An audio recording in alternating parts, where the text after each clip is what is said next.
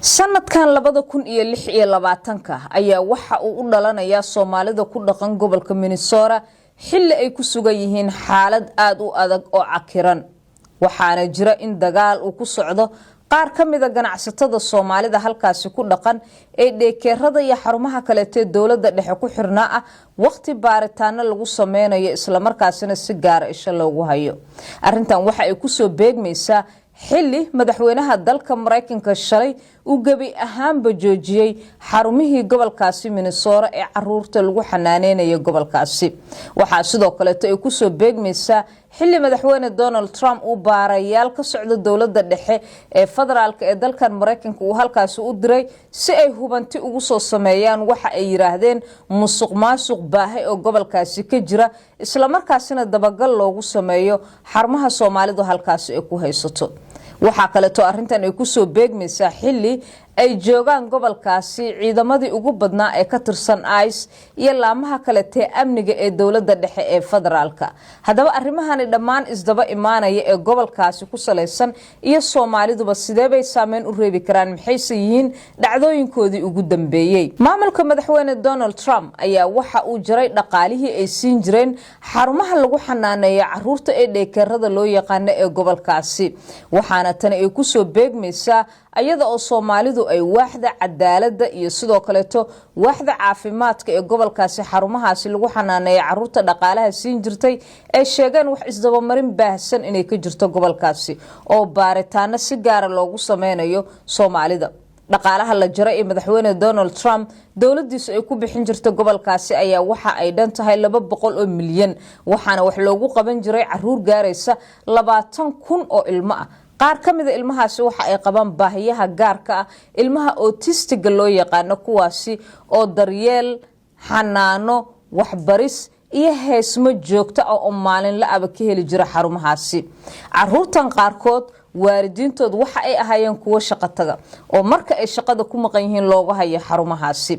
hadaba arrinkan ayaa waxa uu daba socdaa markii dacwad ooga heer federaal uu shaaca ka qaaday in markaasi la xukumay ku dhawaad 60 qof oo Soomaali ah gaar ahaan kuwaas oo lagu helay sida uu sheegay dambiye la xiriira wax isdaba marin iyo musuqmaasuq kuwaasi oo keesaskoodu ay gaarayaan 90 hadaba 60 kaasi qof ee kaliya ee lagu helay dambiyadaasi ayaa waxa sida la sheegay dambiyadooda uu saameyn karaa ku dhawaad 80,000 ee Soomaalida ah ee ku dhaqan gobolka Minnesota waxa uu saameyn doonaa dhaqaalahoodii xarumihii ku xirnaa dawladda dhexe sida aan sheegayba waxa uuna sidoo kale saameyn doonaa dhinac markii laga eego ammaanka xarumahaasi iyo dadka Soomaalida halkaas ku ganacsanayay ayadoo dawladda dhexe il gaar ay ku hayso arrinkan waxa uu daba joogaa dhinaca kale madaxweyne Donald Trump oo Soomaalida ugu yeeray gobolkaasi iyo guud ahaanba Mareykanku inay yihiin qashin taasi oo saameyn weyn reebtay marka la eego sida looga falceliyay gobolkaasi Minnesota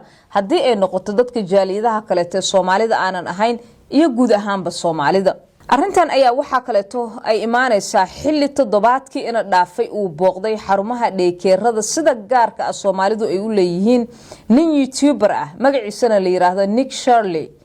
warbixin dheer oo documentary ah oo ninkaasi sameeyay oo aan daawaday in ka badan 2 jeer ayaa waxa warbixintiisa badi ka muuqanaysa degdeg xaqiiq raadin la'aan iyo in uu isku duubayo guud ahaanba Soomaalida ku dhaqan gobolkaasi dad fara badani ayaa warbixintan u arkay inay tahay mid dhinac ka raran maadaama Nick Shirley uu yahay nin ka tirsan xisbiga madaxweyne Donald Trump ee Republicanka gaar ahaana meegada oo ayagu aaminsan aragti fog oo lagu diidan yahay xataa dadyooga soo galootiga ah ee dalkan Mareykanka waxa xusid mudan warbixintan oo inteeda badani si gaar ah Soomaalida farta loogu fiiqay in ay musuqmaasuq geysanayaan ayaa ninkan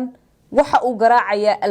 albaab xarumaha Soomaalidu ay ku haysato xanaanooyinka caruurta ama dheekeerada meelaha loo yaqaan bal ila daawo kilibkan yarka ah iyo meelaha uu booqday iyo sida uu u argagax gelinayo dadkii uu kula kulmay halkaasi Hello, we'd like to ask where the money's going. What do you guys think about the fraud that's taking place here in Minnesota?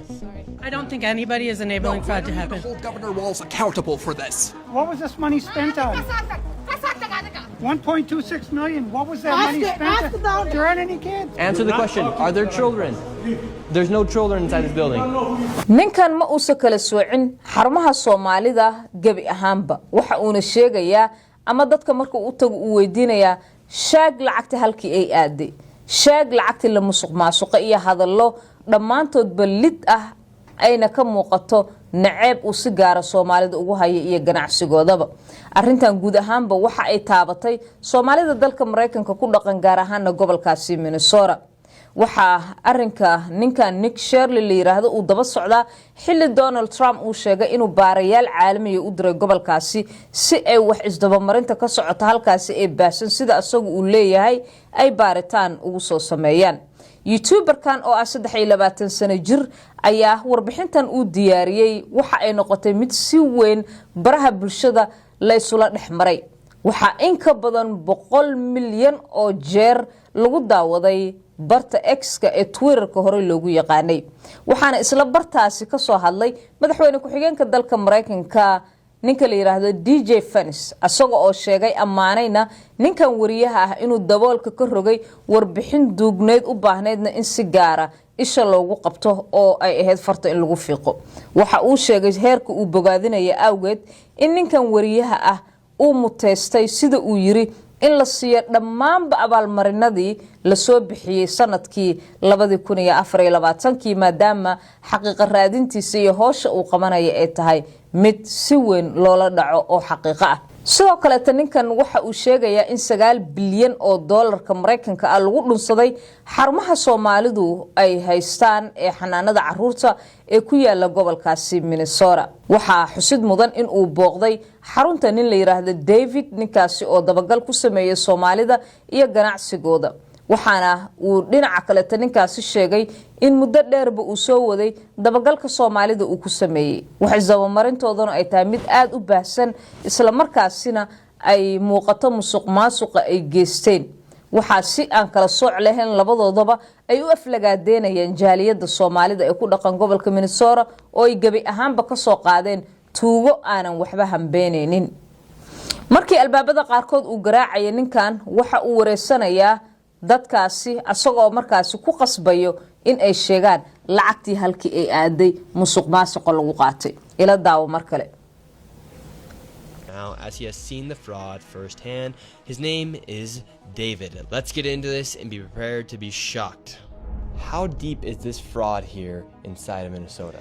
It is far worse than anybody can imagine. You heard it's 7 to 10 billion and maybe more, and now the numbers have been revised and put out there publicly that they think it's more like 8 billion. Arrintan naceebkan ku salaysan iyo si gaar ah in Soomaalida loo beegsado horay waxa uga digay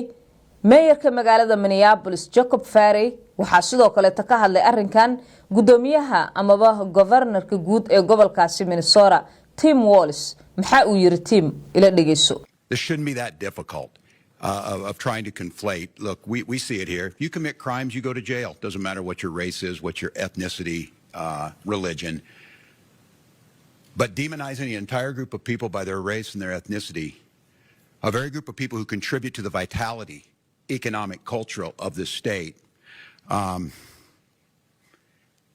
is something I was hoping we'd never have to see. Tani maahan inay noqoto ayuu yiri wax aad u adag. Dambi baad galaysaa xabsiga ayaa lagu dhigayaa. ayadoo aanan la eegeenin ayuu yiri diintaada midabkaaga asalkaaga iyo halka aad ka soo jeedidba laakiinse in loo dhaleeceeyo dad dhan halka ay ka soo jeedaan isla markaasina isirkooda awgeed loo beegsado waa wax aanan rajeyneynin inaan arko ayuu yiri isla markaasina in la isku qabto dad kaalin firfircoon ka geystay kobaca dhaqaalaha iyo isdhaxgalka dhaqanka bulshada waa arrin aad looga naxo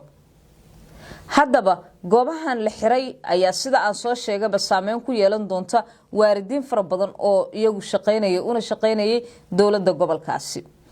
arrinka dawladda dhexe ee federaalka ee madaxweyne Donald Trump ee ka dhanka ah Soomaalida gobolka Minnesota oo kamid ah jaaliyadaha ugu badan gobolkaasi waxa uu saameyn doonaa dhaqaalaha iyo amniga gobolkaasi ay dawladda dhexe ee federaalku si gaar ah ugu hayso haddaba wararka la xiriira Minnesota iyo Soomaalida iyo wixii ku soo kordhaba waxa aad kala socon kartaan boggeenan Somali Coverage TV iyo warbaahinta guud ahaanba baraha ay ku leedahay TikTok-ga, YouTube-ka iyo Facebook-gaba. Inta ka horeysa waa Sahra Cabdi Axmed oo idin leh sidaas iyo nabad geliyo.